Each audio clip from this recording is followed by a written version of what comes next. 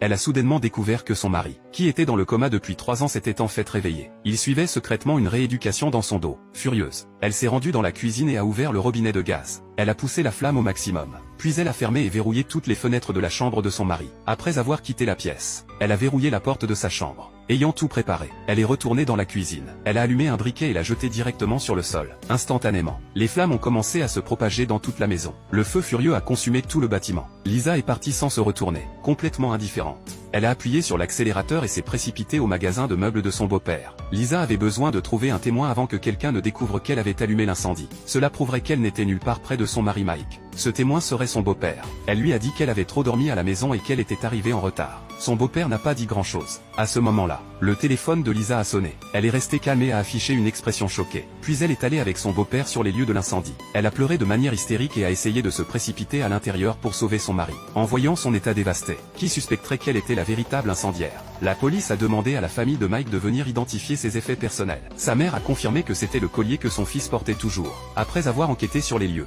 la police a soupçonné qu'une fuite de gaz pendant la cuisson avait provoqué l'incendie. Ils ont demandé à la femme si elle cuisinait avant de quitter la maison. Elle a admis qu'elle cuisinait avant de sortir. Mais elle a insisté sur le fait qu'elle avait fermé le robinet de gaz et la cuisinière avant de partir. Quand le mari a appris que sa femme était impliquée, il l'a accusée d'être la meurtrière de leur fils. La femme a désespérément expliqué qu'elle ne ferait jamais de mal à son fils. Lisa a également blâmé sa belle-mère, insistant sur le fait qu'elle avait tué Mike.